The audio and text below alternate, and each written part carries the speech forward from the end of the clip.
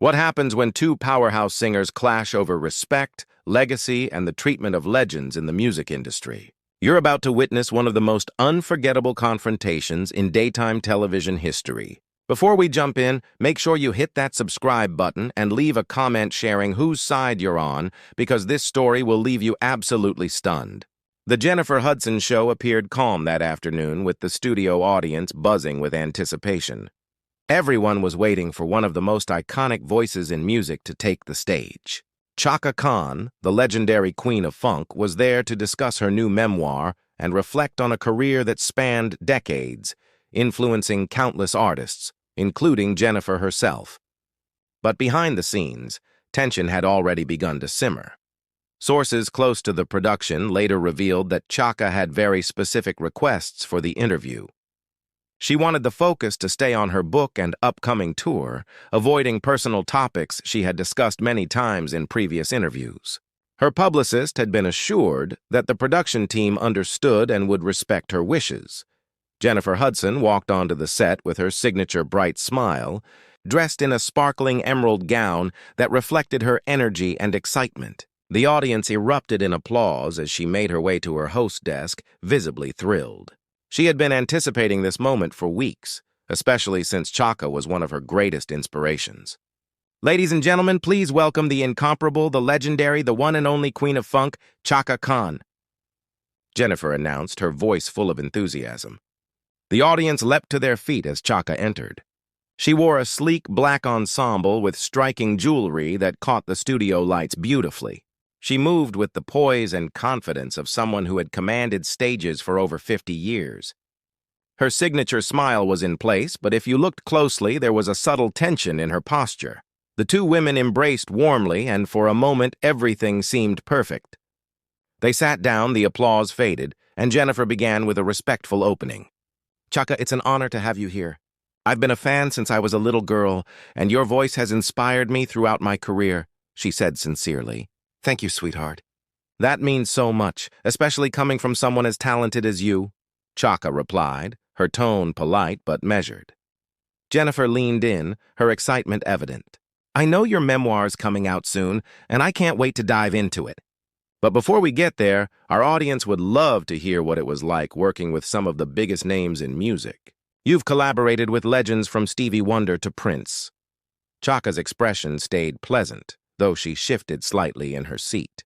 "Those experiences were incredible, Jennifer.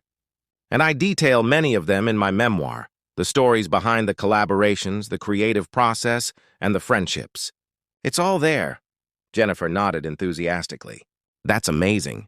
But viewers also love behind-the-scenes details. What was Prince really like when the cameras weren't rolling?" There was a brief pause before Chaka answered. "Prince was a genius, a perfectionist, and someone I respected deeply. As I mentioned, the book captures those moments in a way that's true and respectful." Jennifer noticed a hint of hesitation, but pressed forward. "And speaking of legends, can we talk about your friendship with Whitney Houston? I know you were close, and her loss was felt deeply across the music world." Chaka's jaw tightened slightly, but she remained composed. "Whitney was like a daughter to me, and losing her was devastating. Talking about it is still difficult, which is why I shared those feelings in my book where they can be properly explained." Jennifer softened her tone. "I understand completely. I don't want to upset you, but I feel it would be meaningful for the audience to hear about the Whitney you knew personally, the woman behind the voice." The tension in the studio was rising, though the audience didn't notice yet.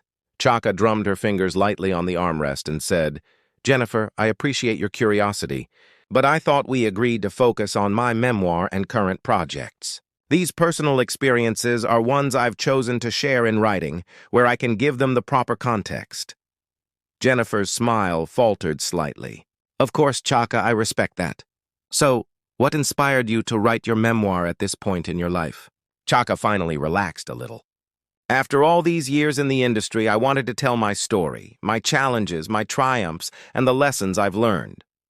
There are so many moments that were never shared, and I wanted to tell them in my own words." Jennifer leaned in, genuinely interested. "That's beautiful.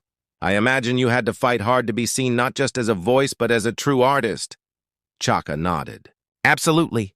The industry wasn't always welcoming, especially to women of color seeking creative control. I had to insist on respect and never compromise my artistic vision. Jennifer's admiration was clear. That's such an important lesson for young artists today. Can you share a moment when you had to stand your ground? Chaka paused thoughtfully. Yes. Early in my solo career, I worked with a producer who wanted to completely change me, even suggested I change my name. I told him, work with Chaka Khan as I am or find someone else. I will not compromise my essence. Jennifer gasped. Your name? But Chaka Khan is iconic. Chaka smiled genuinely. Exactly. That's why I stood firm. For a while, the conversation flowed, and both women seemed more at ease. But then Jennifer made a choice that would change the tone of the interview. Feeling confident, or perhaps thinking she could handle it delicately, she revisited a topic Chaka had already marked as off-limits. Chaka, I hope you don't mind me asking this, but when you talk about standing up for yourself, it makes me think about some personal challenges you've faced. You've been open about your struggles before, and your strength is incredible. People watching could really benefit from hearing how you overcame them. The room seemed to freeze. Chaka's smile disappeared, her body stiffened, and she locked eyes with Jennifer. Excuse me? She said quietly, but with undeniable weight. Jennifer didn't immediately notice the shift. I just think your story of recovery could help people, she said. The silence was thick, and even the audience sensed that something had changed. Chaka leaned forward, her voice firm. Jennifer, I told you what I was willing to discuss. Did you not? Jennifer shifted uncomfortably. I didn't mean to overstep. I just thought it could inspire others. Chaka's eyes narrowed. Inspire others? My personal struggles are not content for your show. That is my life, not entertainment. The energy in the studio shifted dramatically. Crew members exchanged nervous glances.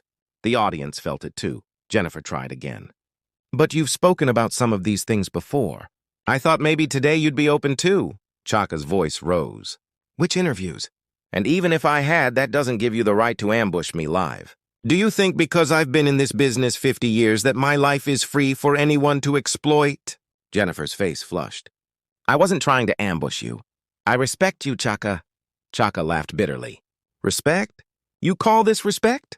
You agreed to focus on my book and then turned it into a spotlight on my pain. That's not respect. Jennifer's voice rose. I was trying to have a real conversation. Chaka's voice cut sharply. Real conversations require consent and boundaries. You don't keep pressing when someone says no. Jennifer, voice trembling, said, Sometimes as artists we have a duty to share things that can help others. Chaka's voice thundered. Don't lecture me. I've been inspiring and breaking barriers since before you were even a thought. I don't need you to give me opportunities to inspire. Jennifer looked stunned but replied, I honor that, Chaka, but don't treat me like I don't know how to interview. I've shown you nothing but admiration. Chaka suddenly stood, towering over her. You call this admiration? Ignoring my limits? That's not respect. Jennifer rose as well. I call it trying to have an honest conversation that could inspire people. The argument escalated, voices rising, until Jennifer, in the heat of the moment, mentioned the word addiction. Chaka froze. Her body tensed. Did you just say that on live television after I told you not to discuss it? Jennifer tried to backtrack. I didn't mean to. Chaka cut her off sharply. This wasn't a mistake. It was a choice. You chose to ignore my boundaries. Carrie turns toward the camera one last time. I'm leaving this studio to continue doing the work I've always done, to make music that brings joy, to support causes I believe in, and to remain transparent about my charitable work. And you, Jenna, will have to live with the fact that you tried to tear down someone whose life has been dedicated to building others up. She steps away. The audience stunned, Jenna sitting frozen, and the studio silent, except for the hum of the lights. Carrie's exit is complete, her dignity intact, leaving the host and co-host in speechless shock.